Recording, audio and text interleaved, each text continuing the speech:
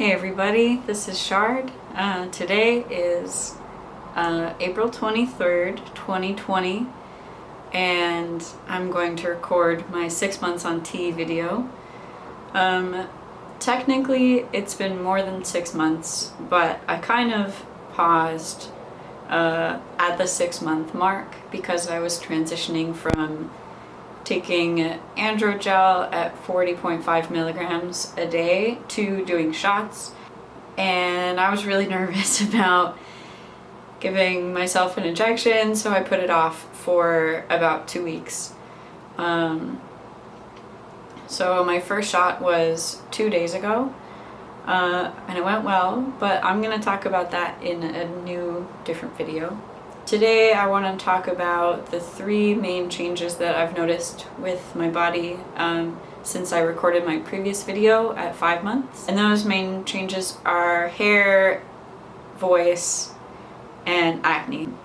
So starting with hair, I started noticing some facial hair at the 5-month mark. That hasn't changed very much in the last month. It's sort of like a thin hairs, stubble on my chin and upper lip.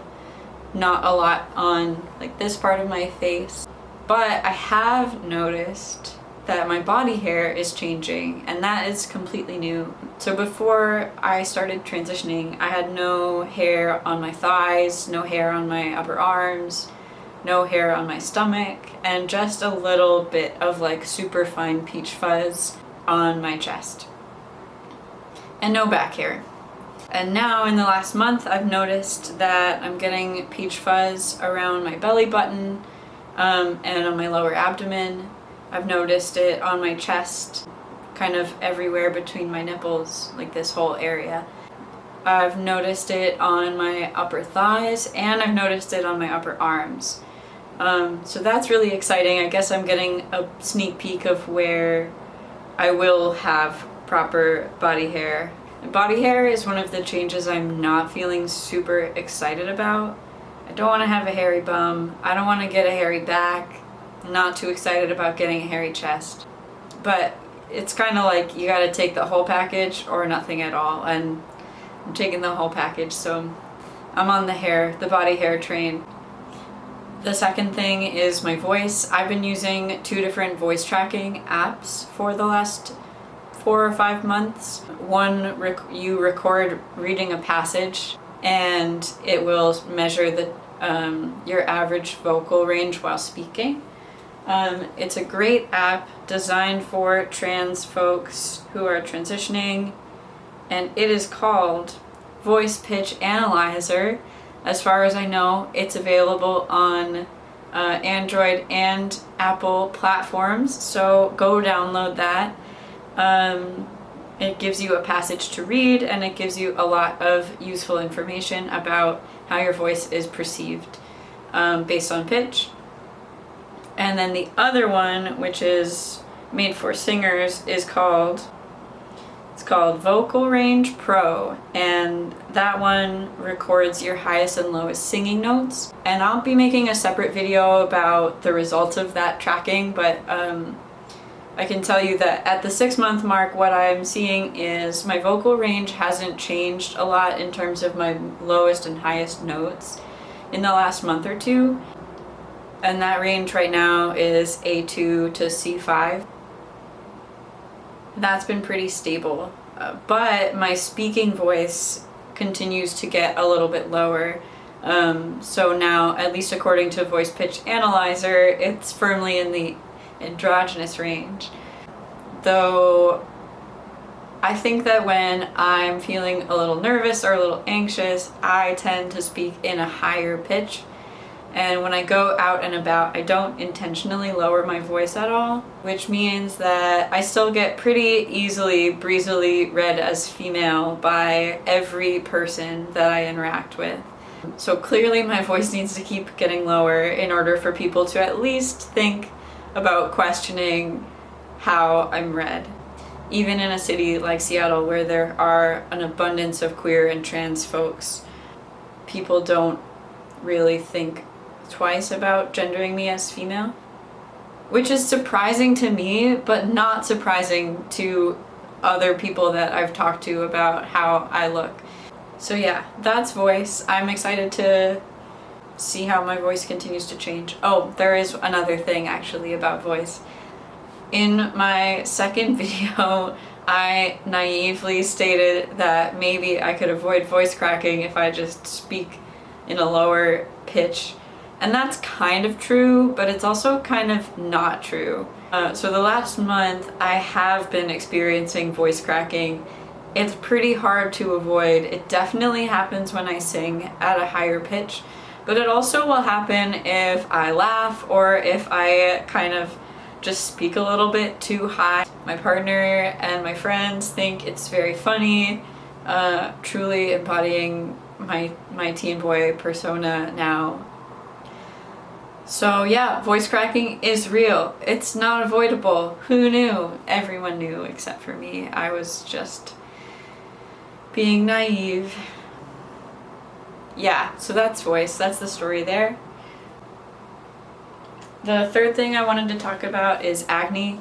Acne is like the #1 thing that I am trying to avoid by taking a lower dose of tea. And I've been extremely lucky. I haven't had a lot of problems with it. I have noticed in the last month that I've gotten a little bit of an uptick in my like facial and bodily acne, including getting pimples in places I've never had them before, like on the front of my shoulder or on my chest. Of course, like face and neck and forehead, but that's kind of normal from my past experiences. So yeah, I would say it's been like a 25% increase from what I was experiencing in the previous 5 months, but it's still not terrible, which I'm super relieved about. So I also wanted to just mention a few different things that I haven't really noticed changing in the last month. And that is my period. I'm still getting it. It's been getting shorter each month, but it hasn't gone away yet. Sweat and odor hasn't changed a lot. I'm not sweating like a ton like how I was in the beginning. I don't think I smell any different.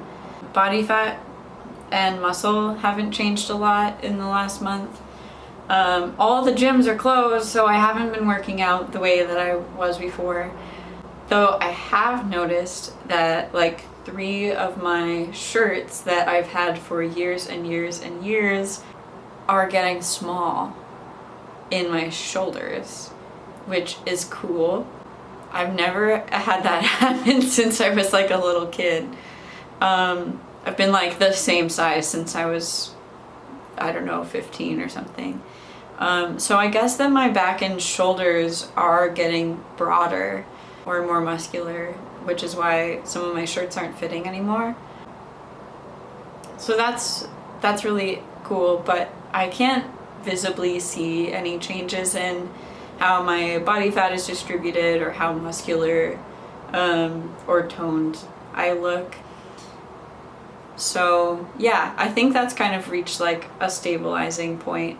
Actually, one thing I have noticed that I don't think I mentioned in the last video is that my breasts have actually gotten smaller, and a lot of trans masculine people and people who take testosterone, they experience either their breasts enlarging or no change at all. I've had the opposite effect. At first I thought that it was from binding, that they were like the shape of them was just changing and it was kind of an optical illusion type situation. But I haven't been binding. I've been social distancing for 6 weeks and it doesn't feel like there's a point to binding.